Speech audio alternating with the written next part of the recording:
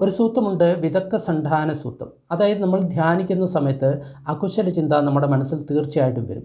ആ സമയത്ത് അതിനെ എങ്ങനെ നമ്മൾ നേരിടണം എന്നതിനെ പറ്റിയിട്ട് ബുദ്ധൻ പല സ്റ്റെപ്പുകളായിട്ട് പറഞ്ഞു തരുന്നുണ്ട്. അതായത് ആദ്യം നമ്മൾ ചെയ്യേണ്ടത്, അകുശല ചിന്ത വന്നു കഴിഞ്ഞാൽ ഉടൻ തന്നെ അതിൻ്റെ ഓപ്പോസിറ്റായിട്ടുള്ള ഒരു കുശല ചിന്തയെ അവിടെ വയ്ക്കുക. അത് ഒന്നാമത്തെ കാര്യം. ഇനി അത് ചെയ്തിട്ടും മാറിയിട്ടില്ലെങ്കിൽ ആ അകുശല ചിന്തയുടെ ആദിനവത്തെക്കുറിച്ച് അല്ലെങ്കിൽ ഭയത്തെക്കുറിച്ച് ചിന്തിക്കുക. ഇനി മൂന്നാമത്തത്, അതിനെ നമ്മൾ മറക്കാൻ ശ്രമിക്കുക. ആ വന്നിട്ടുള്ള അകുശല ചിന്തയെ മറക്കാൻ ശ്രമിക്കുക.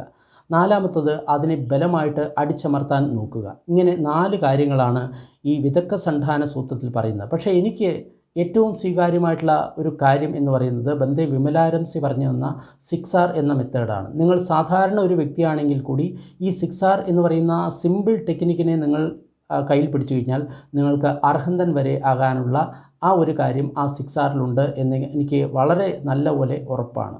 എല്ലാവർക്കും നന്ദി, നമസ്കാരം.